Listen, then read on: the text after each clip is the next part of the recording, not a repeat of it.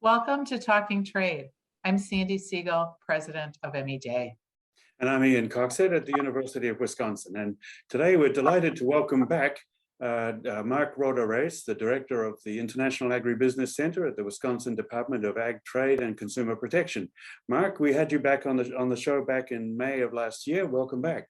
Thank you. Appreciate the opportunity to talk a bit about agricultural exports. Thanks. So last time we talked, farm prices were making a very strong recovery. Corn and soy prices were higher than they'd been any time in the previous 5 years. And even dairy was on a tear. Exports were rising across the board. What's the update to that? How do things look now? We've had quite a strong year. You know, we talked about the fact that over the last 5 years, we've had 3 down years, and we needed a strong year, and we got one. Year to date in November, we're looking at nearly 19% up from the previous year. And if we keep at that rate, which is looks like we will by the end of the year, and as we roll out in December, those data come out in February. The first 8th of February is when the numbers are coming out, but we expect to be up close to that percentage amount. That'll put us at least our 10-year record for agricultural exports. Wow, good numbers. So I guess that there are lots of reasons for that boom in exports, but I want to focus on one in particular, and that is that we're right now at the 2-year anniversary of the so-called Phase 1 trade deal with China. That's one of the US's biggest ag export partners, of course.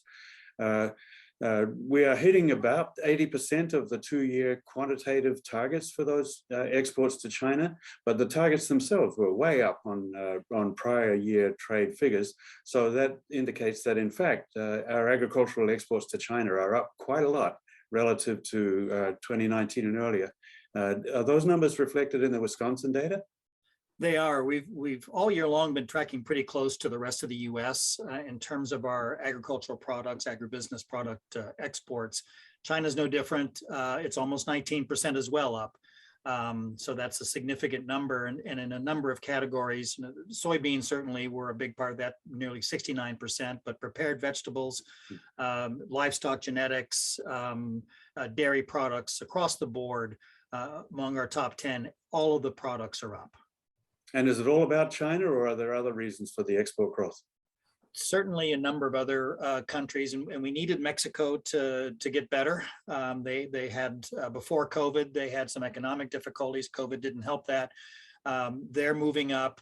China strong, Japan strong, Korea strong. So our top 5 markets all had positive, and 3 of those 5 had double-digit positive growth. And so We're looking to the end of the year to see that. So everybody's happy to see that. That's great news, certainly for Wisconsin. We're all faced with so many challenges as we move into 2022, continued, supply chain issues, COVID, continued trade war issues, and so forth. What do you anticipate for the coming year, and in particular in regards to agriculture?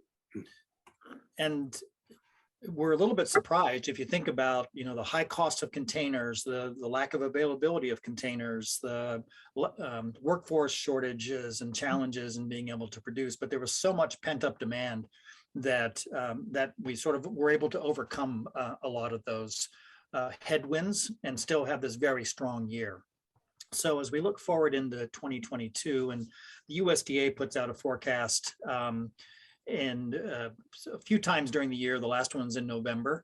So we're looking at right now, the USDA is saying in 2022, you know, a lot of those headwinds we talked about, and I think some of that demand falls off too. So they're looking at quite a bit smaller increase over 2022. We've got a strong year, but we're looking at a couple percent. And, you know, as kids, as we're trying to roll a snowball, as it gets bigger and bigger, it gets harder to roll over. So we've got a pretty big snowball to roll over here as we look at 2022. And a few of the major categories that they look at, the bulk grains and feeds, that's looking to be down actually in 2022. Oil seeds, that's soybeans also down a couple percent, 2% for the grains, 1.3 for the oil seeds, and about 5% up though for livestock, dairy, and poultry. Livestock and dairy are the stronger categories for Wisconsin, so that's a positive for us. Well, I keep seeing it in supply chain and also anticipating it at some point, those inflationary freight prices and challenges and all these, delays and accessorial fees. Certainly, small margin goods like food products and things at some point, can't absorb those additional fees. So an interesting projection on what lies ahead. Tell us a little bit about Act 92 and the Wisconsin Initiative for agricultural exports. I understand that passed at the end of the year. It did, and thanks for that. It's historic funding. We're very happy to see this, and we're looking at $1 million a year for 5 years. It's about to pass through. There's still some work on it with the Joint Finance Committee, but once those funds become available, then we're getting to work immediately on the major elements of that plan. And there's a 5-year plan. We could certainly share the link to how to find that, but what we look at is trade promotion activities. So trade show pavilions, international trade missions, inbound buyer missions, and social media campaigns. So there's funding that helps develop all those activities for exporters. We've been doing that for several years. So we'll be building on the federal funding that we've been using. And what we want to be able to do is take that record year and make it even stronger as we go the next 5 years forward. There'll be grants to companies, and that's in collaboration with WEDC, and they're our partner organization in this activity. That's $10,000 to $25,000 per state fiscal year to help enter, expand into new markets. And then there's grants for organizations, and this is something completely new. So this would go to nonprofit organizations, agribusiness, industry groups, universities, technical colleges, economic development organizations, and all that around helping to develop exporters and promote products and develop products, all these agribusiness products that we're looking to do. So we're helping industries overall through these innovative projects, as well as through those individual company grants. So we're looking to hit the ground fast. We have in Jim Collins' book, The Good to Great, the big, hairy, audacious goal.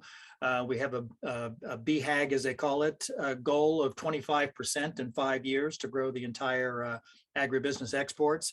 And we're looking really forward to being able to put those funds to that good use and stretch ourselves to reach that goal. That sounds like, go ahead, Sandi.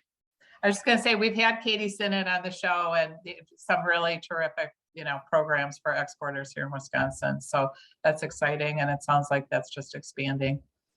Absolutely. Sounds like Act 92 is going to make it a little easier to roll that snowball, right? Yes. We'll get a few more kids to help push that snowball, right? Yeah. We got about a minute or so left. A quick question out of left field for you, Mark. Russia and the Ukraine, all the news at the moment, possible impending conflict in that part of the world. Ukraine's a very big grain exporter. Russia is a very big energy exporter. Any possible consequences for Wisconsin agricultural producers and exports if that, heaven forbid, turns into an actual war? Yeah, that's a concern. On the one hand, Ukraine's a major exporter of cereals, for example. Wood products is another item, and as well as oil seeds as well. So they're a bit of a competitor.